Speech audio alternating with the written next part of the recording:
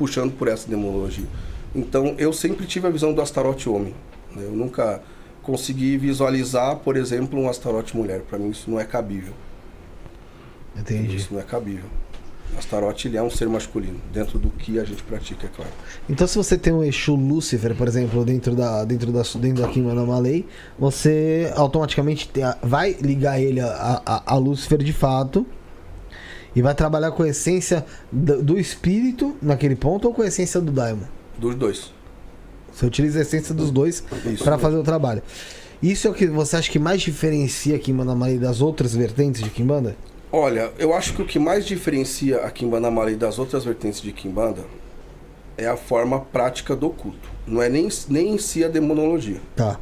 Porque se você for por a Quimbanda historicamente, ela é demonológica. É o que sempre fez a Quimbanda ser a Quimbanda. Então, o que característica a Quimbanda Malay é que durante a iniciação é criado um elo entre você e o seu espírito de uma forma quase humana. O que você quer dizer com quase humana? Palpável. Em que sentido? Total. De ver, tocar, se você sentar dentro de uma iniciação, você conversa ali com... Você vai sentir o seu espírito, você vai ver o seu espírito. A presença dele ali.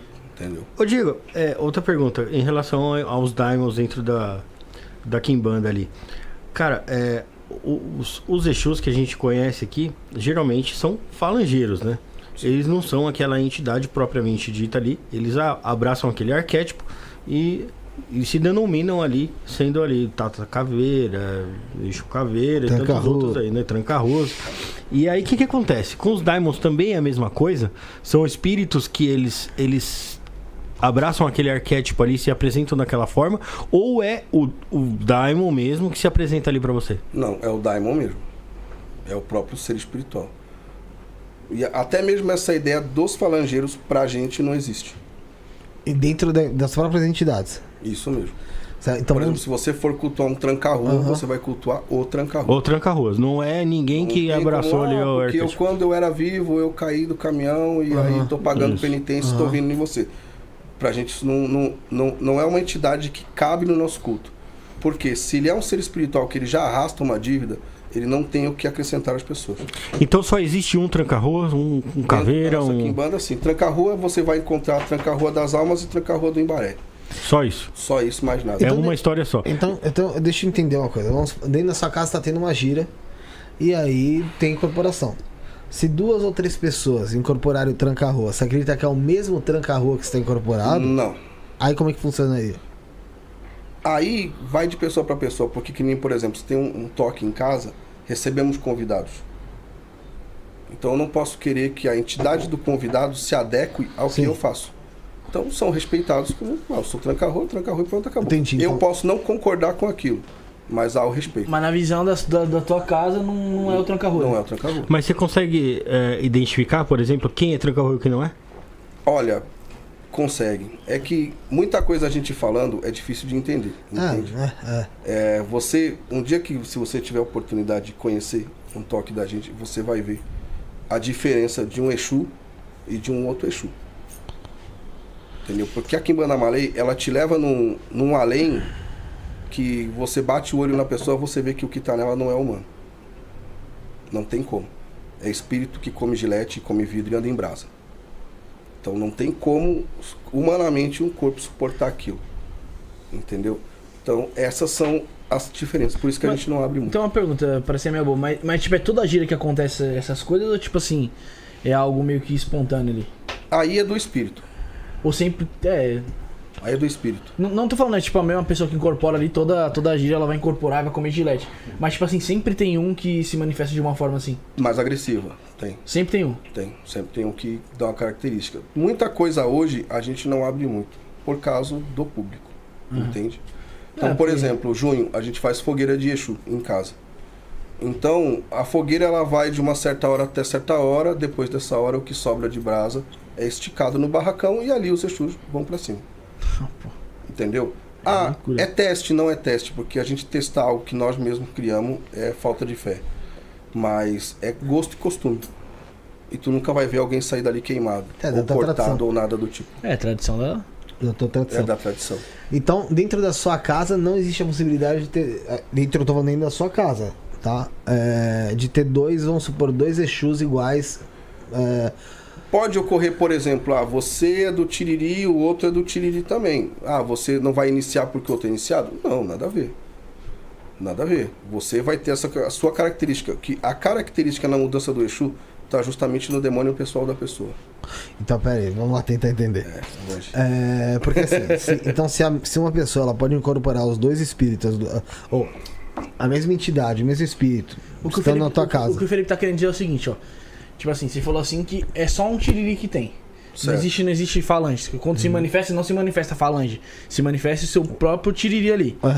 Aí, eu e o Felipe, na mesma gira lá, manifesta o Tiriri. Você acha que, tipo assim, um tá fingindo que é o Tiriri? Como que é? Não, nesse ponto... não fingindo, mas tipo assim... É esse ponto, mas não é um ponto de fingir. Então, assim, deixa eu entender. As duas pessoas podem ter a manifestação do Tiriri, como ele mencionou. Só que, então, quer dizer que, vamos dizer assim, o Daimon pessoal dele vai fazer uma interferência, o meu também vai fazer uma interferência, e aí vai se... que se tem essa meio que... Essa divisão de seres. Entende? Aí que você tem que entender que Tiriri é só o nome. Foi o que você falou no começo. O que você cultua ali é outro espírito. Na verdade, tem o Daimon pessoal. Entendeu? Por exemplo, eu tenho uma característica, eu sou do Sete Cruzilhados. Agora eu entendi, agora. Meu Exu, quando o meu mestre está manifestado, que ele está na minha casa, ele não me pega. De jeito nenhum. Nunca se encontraram os dois Exus. Porque até o pessoal perguntou aqui, ó. Entendeu? A Kaijo falou assim, mas o seu Sete Cruzilhadas é o mesmo do que do seu mestre? É o mesmo, exatamente isso. Entendeu? Eles não se manifestam. É o mesmo? Julgo eu não sejam. Mas você, dentro da minha história, você não vê os dois juntos. Quando um vai embora, o outro pega. É meio que instantâneo. É um que sai do corpo e vai pro outro? Não, não é. Mas são Exus de hierarquia alta. Então, esses Exus, eles respeitam-se. Esses demônios se respeitam. Então, para o pessoal de casa entender, necessariamente não é o mesmo... espírito. Mesmo espírito. Não é o mesmo espírito. Pode carregar o mesmo nome, mas não é o mesmo espírito. Entendi. Entendeu? E você falou que tem quanto tempo de Quimbanda? Eu, de prática, 35 anos. 35 anos. De Quimbanda Malay, 20. E como a gente tava falando, do que você viu da Quimbanda Malay no início, né? Que você tava mencionando agora. E como você tá vendo agora, houve mudanças.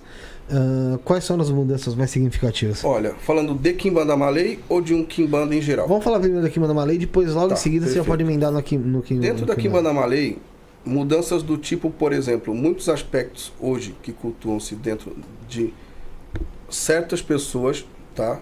Que é o que eu estava conversando com ele no começo. Você vê coisas ali que não são Quimbanda, são coisas do Candomblé, são aspectos do próprio Batuque Gaúcho, porque a Quimbanda Malay veio de lá. Entendeu? Do próprio Batuque Gaúcho, ou de resquícios de cultos como Mayombe ou cultos bantos desse tipo. Entende? Porque a Quimbanda Malay ela tem uma forma característica de montar o assentamento, que é o que diferencia ela das outras Quimbandas. O que é fundamento. Entendeu? Então assim, o Malay conhece o outro pelo assentamento. Mas aí nesse ponto, é fundamento ou você pode falar? Não, aí é nosso. Aí pelo assentamento você sabe que... Pelo assentamento a gente sabe se a Quimbanda é Malay ou não. Tem tipo uma assinatura, vamos dizer assim. É mais ou menos por aí. Entende? Então tem muitas dessas situações. Pacto. O pacto ele virou um chavão da internet. Todo mundo quer fazer um pacto. E a Quimbanda Malay você passa por pactos. Só que quem passou sabe como é. E quem não passou inventa. Então tem muitas coisas que as pessoas passam hoje aí por supostos pactos que não é real. Você acha que hoje em dia, se você fosse colocar na ponta do lápis aí, não, quantos por cento do que é falado sobre Quimbanda tá correto? Malay ou geral? No geral. Quantos por cento que tá falando é correto? De 100, 20. 20. E no Malay? 10. Tem uma deturpação gigantesca, né? Caraca. O que mais você acha que te levou pra essa vertente? Onde se perdeu, vamos dizer assim? Olha, eu acho que se perdeu no momento que expandiu demais. Entendeu? O que mais deturpam na Quimbanda Malay?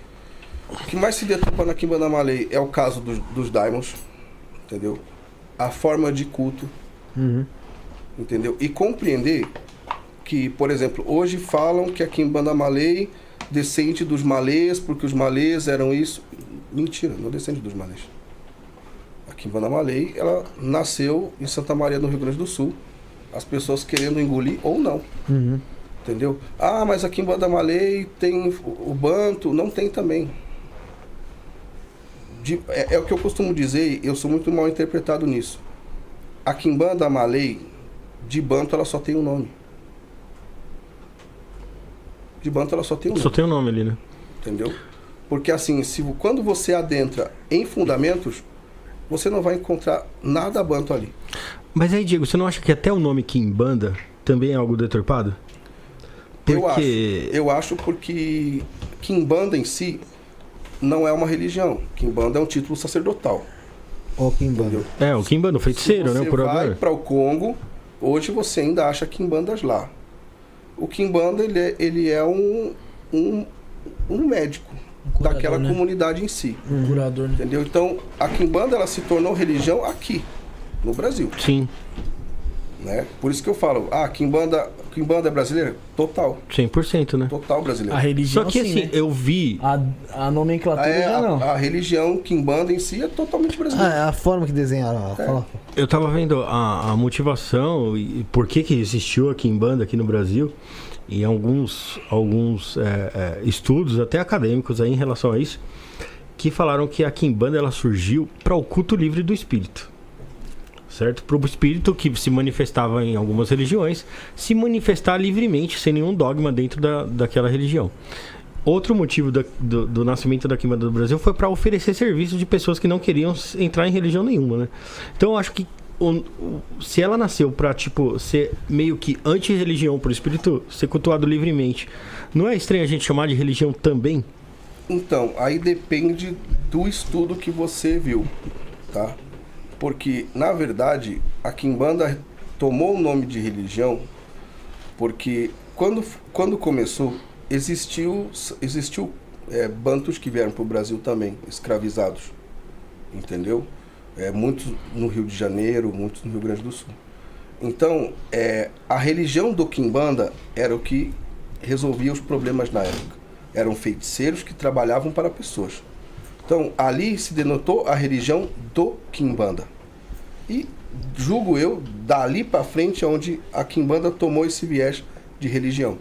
E para se chamar de religião, acho que um fato super importante é que ter um deus, né? Uma divindade ali. Qual que é o deus da Quimbanda? O próprio Exu. Então, o Exu é o criador ali? O Exu e a Pombagira dentro da Quimbanda são as divindades. É o princípio masculino e o princípio feminino.